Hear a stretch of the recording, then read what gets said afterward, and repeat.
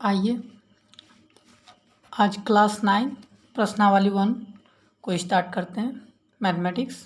ठीक है, तो प्रश्नावली 1.1 में है संख्या पद्धति। हमारा फर्स्ट चैप्टर है नंबर सिस्टम। ठीक है, तो प्रश्नावली 1.1 सबसे पहले इसका इंट्रोडक्शन वीडियो अगर देख लेंगे, अगर नहीं देखे हैं तो पढ़ा हुआ होगा प्लेलिस्ट में। ठीक है, क्लास 9 का इंट्रोडक्शन संख्या पद्धति का नंबर सिस्टम, तो ज़्यादा समझ में आएगा। फिर भी मैं कोशिश करूँगा पूरा समझाने का। ठीक है, क्वेश्चन नंबर फर्स्ट है, क्या शून्य एक परिमेय संख्या है? क्या इसे आप P/Q के रूप में लिख सकते हैं, जहाँ P और Q पूर्णांक है और Q हमारा 0 के बराबर नहीं है, Q is not equal to 0 है। तो चलिए, क्या शून्य एक परिमेय संख्या है? तो सबसे पहले जानेंगे कि परिमेय संख्या किसे कहते हैं। परिमेय संख्या उसे कहते हैं जो, परिमेय संख्या होता क्या है?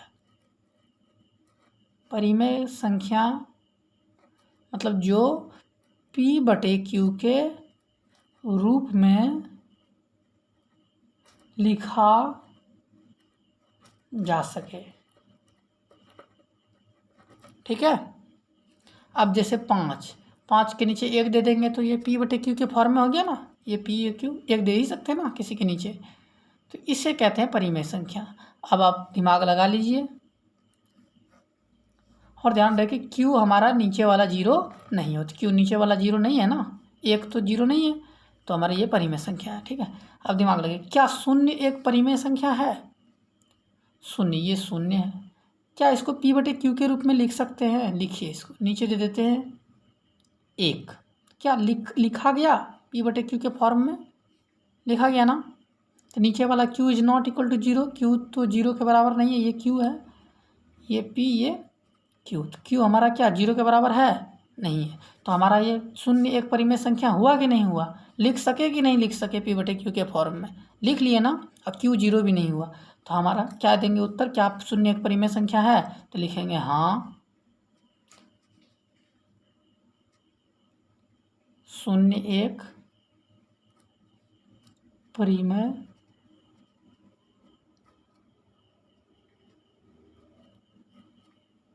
संख्या है। क्या आप इसे P/Q के रूप में लिख सकते हैं? बिल्कुल लिख सकते हैं, तो लिख सकते हैं यहाँ पे 0/1। हाँ, इसे P/Q के रूप में लिख सकते हैं। ठीक है दोस्तों, जहाँ P और Q क्या है, ये P, जहाँ P 0 और Q बराबर 1, 2 पूर्णांक है, ये पूर्णांक ही है ना, कोई मतलब संख्या है, और Q हमारा क्या है 0 के बराबर नहीं है, तो 1 है, तो हमारा हो गया ये आंसर। ठीक है, ऐसे ही बनाना है। 1 नंबर बन गया दोस्तों, स्क्रीनशॉट चाहे तो ले सकते हैं, आप समझ सकते हैं। फिर से कोई दिक्कत तो ज़रूर कमेंट में बताइएगा। अगला क्वेश्चन है हमारा दोस्तों,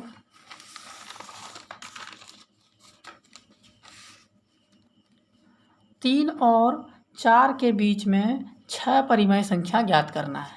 3 और 4 के बीच, तो हमें कितनी परिमेय संख्या ज्ञात करनी है? 6। तो हम लिखेंगे हमें 6 परिमेय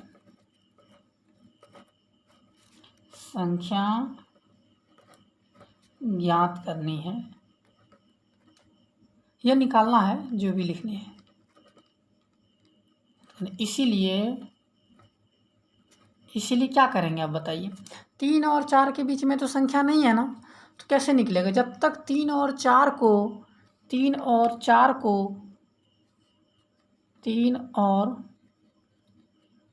को क्या करेंगे, दोनों को जब तक कम से कम इसके बीच में 6 को निकालने बोल रहा है, जब तक 7 का गैपिंग नहीं रहेगा तब तक 6 को निकलेगा क्या? दिमाग लगाइए, किसी भी चीज़ के बीच का अगर निकालने बोलेगा 10 को बीच में, अगर उसके बीच में नहीं है तो कम से कम आपके पास 11 का गैपिंग रहेगा, 11 का बीच में रहेगा गैपिंग, तभी तो निकाल सकते हैं 10 उससे।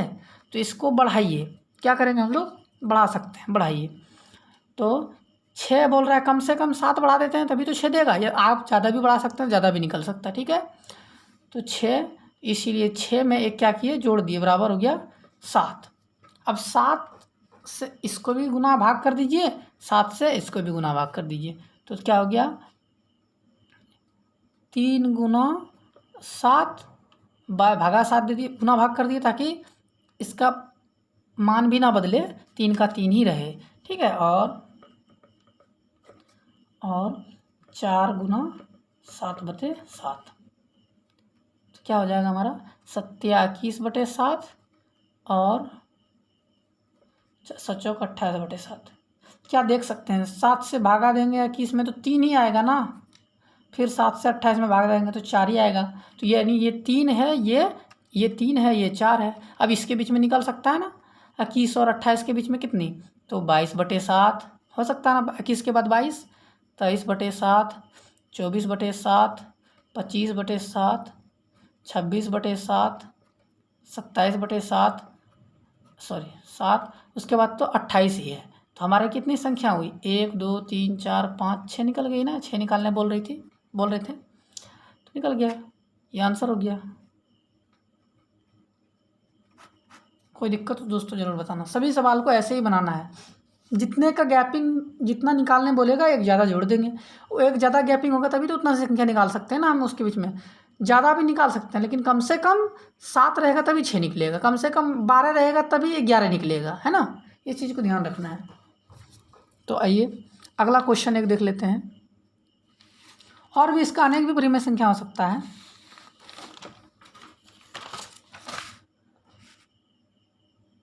अगला है 3/5 और 4/5 के बीच में 5 परिमेय संख्या निकालना, बस जस्ट सेम कंडीशन, 3/5 और कितना 4/5, तो हमें कितना निकालना है, हमें 5 निकालना है, हमें 5 परिमेय संख्या निकालना है,